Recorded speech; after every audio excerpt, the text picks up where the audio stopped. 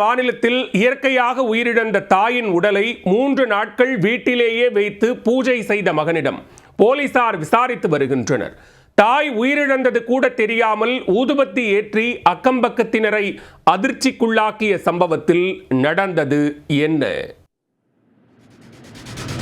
கேரள மாநிலம் கொல்லம் மாவட்டம் குளத்துப்புழா அருகே கூவக்காடு பகுதியில் 90 வயதான சின்னத்தாம்பாள் தனது 60 வயது மகன் கிருஷ்ணசாமியுடன் வசித்து வந்தார்.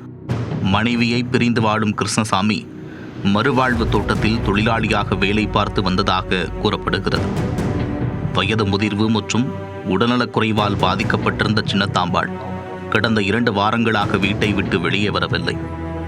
இந்நிலையில் கடந்த 3 நாட்களாக அந்த வீட்டிலிருந்து தொடர்ந்து ஊதுபத்தி மற்றும் சந்தனத்தின் நறுமணம் வீசியுள்ளது.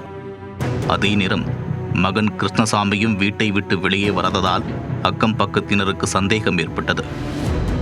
ஏதோ அசம்பாவிதம் நடந்திருக்கலாம் என்று கருதிய அவர்கள் சின்னத்தாம்பாளின் பேத்திக்கு உடனே தகவல் தெரிவித்து வீட்டிற்கு வரவழைத்துள்ளனர். வீட்டிற்குள் சென்று பார்த்த பேத்தி படுக்கை அறையில் துணியால் மூடப்பட்ட நிலையில் சின்னத்தாம்பாள் உயிரிழந்ததைக் கண்டு அதிர்ச்சியில் உறைந்து போனார்.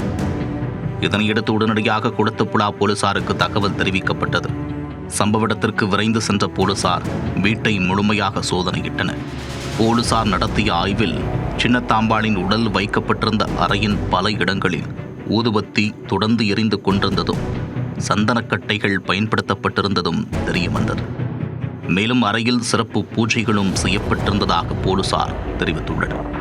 ஊதுபத்தி மற்றும் சந்தனத்தின் புகை தொடர்ந்து இருந்ததால் உடலில் இருந்து துர்நாற்றம் வெளியே தெரியாமல் இருந்திருக்கலாம் என்று விசாரணையில் தெரிய வந்துள்ளது.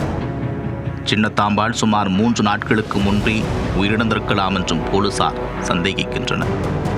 அவரது உடலை மீட்டு உடற்குறாய்விற்காக பாரிப்பள்ளி அரசு மருத்துவக் கல்லூரி மருத்துவமனைக்கு அனுப்பி வைத்தனர். இந்த சம்பவம் தொடர்பாக இயற்கைக்கு மாறான மரணம் என்று வழக்கு பதிவு செய்து போலீசார் விசாரணையை தொடங்கினர். பின்னர் நடத்தப்பட்ட முதற்கட்ட விசாரணையில் சின்னத்தாம்பாளின் மரணத்தில் எந்தவித சந்தேகமும் இல்லை என்றும் அது இயற்கையான மரணமே என்றும் போலீசார் தெரிவித்தனர். மனநலம் பாதிக்கப்பட்ட நிலையில் இருந்த கிருஷ்ணசாமியிடம் விசாரணை நடத்திய பின்னர் அவரை விடுவித்த போலீசார் தாயின் இறுதிச் சடங்குகள் முடிந்ததும் மருத்துவமனையில் சிகிச்சைக்காக சேர்க்க நடவடிக்கை எடுக்கப்படும் என்றும் தெரிவித்துள்ளனர். தாயின் மரணத்தை முழுமையாக புரிந்து கொள்ள முடியாத மனநிலையில் அவரது உடலை 3 நாட்கள் வீட்டிலேயே வைத்து பூஜை செய்ததாக கூறப்படும் மகனின் செயல் அப்பகுதி மக்களிடையே அதிர்ச்சியையும் சோகத்தையும் ஏற்படுத்தியுள்ளது.